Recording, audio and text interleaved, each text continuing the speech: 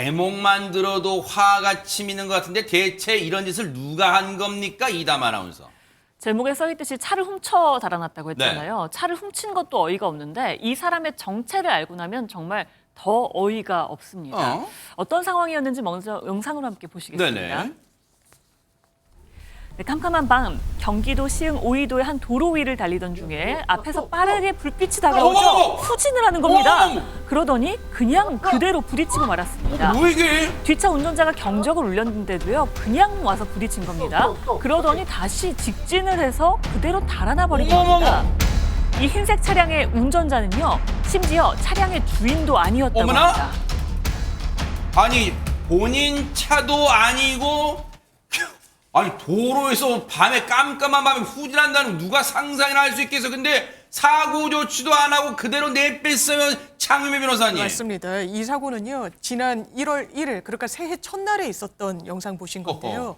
왜 이렇게 우왕좌왕하면서 그대로 도주를 하느냐. 바로 음주 단속 중이었습니다. 이 경기도 시흥시 오이도 도로에서 경찰들이 이날 음주 단속을 하는 중이었는데요. 네. 이 모습을 보자 바로 음주 단속을 피하기 위해서 급히 후진을 했는데요. 네. 당연하지만 뒤따라오던 주행 중이던 차량이 있었겠죠. 어허. 그 차를 그대로 들이받았습니다. 네. 그런데 경적을 뒷차가 울림에도 불구하고 차에서 내리거나 뭐 상황을 살피는 행위 전혀 없이 그대로 도주를 한 사건입니다. 당시에 피해 차량의 블랙박스에 녹음된 음성 들어보면 저 차주분이 얼마나 놀라서 아마 동승자분도 놀라는 소리가 들렸는데, 그런데 안진용 기자님, 저 가해 차량 운전자가 현장에서 그대로 내뺐는데 보신 것처럼, 아니 그럼 저 차로 어떻게 잡아요? 저 사고가 난 건 시흥인데 수원에서 신고가 하나 들어왔습니다.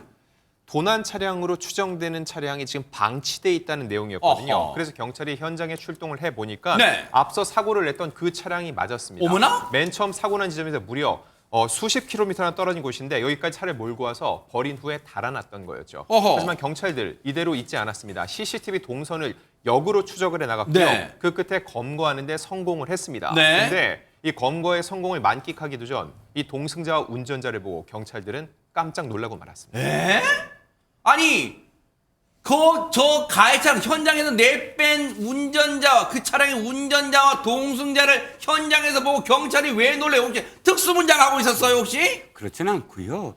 저도 깜짝 놀랐습니다. 바로 운전자와 동승자 모두 중학생들이었어요. 대박 사건. 이 중학생들은 수원의 중고차 업체들이 외부에 차를 쭉 전시하잖아요. 네. 그 차 중에 열쇠가 꽂혀 있는 차를 일부러 골라서 훔쳐서 오이도까지 수원에서 시흥까지 40km를 상당한 달려서 거리잖아요. 왔다는 겁니다. 네. 그리고 사고를 낸 이후에 또다시 그대로 또 몰고 가서 수원에서 차를 버리고 달아난 겁니다. 야, 아니 얘기 듣고도 도저히 믿기지가 않아. 저 철딱선이 없는 녀석들. 근데 보세요. 보통 중고차 매장들이 그러면 차량에 열쇠를 꽂아두는 경우가 흔한가요? 어떻습니까? 근데 사실은 그렇지 않다고 그래요. 그러니까 중고차 매장에서 뭐라고 얘기하냐면 열쇠는 다 회수를 한대요. 그런데 그날 지금 사고가 난 날 평소에는 다 회수하는데 차를 늦게 보러 오겠다는 사람이 있어서 차를 꽂아놓고 퇴근을 했대요.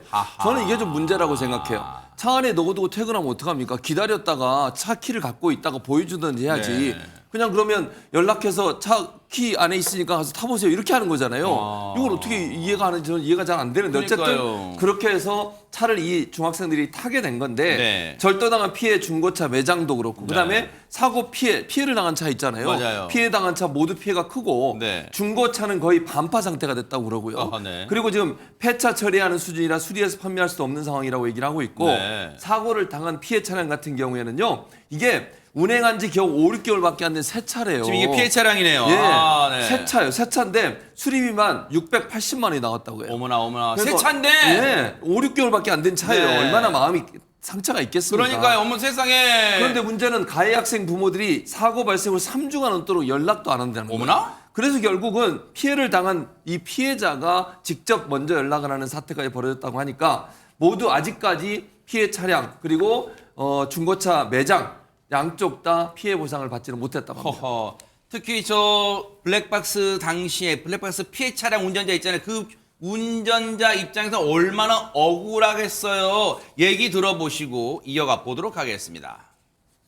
저는 허리랑 목 쪽 근육통이 좀 있었고 여자친구 핸들에 머리 박아서 두통이 오래 갔고요. 여자친구 어머니도 허리가 좀 아프셔서 제 차는 앞에 범퍼 다 날아가고 번호판이 가해자 차량 뒷범퍼에 박혔어요. 번호판이 뜯겨 나가서 그 차에 붙어서 그냥 갔어요.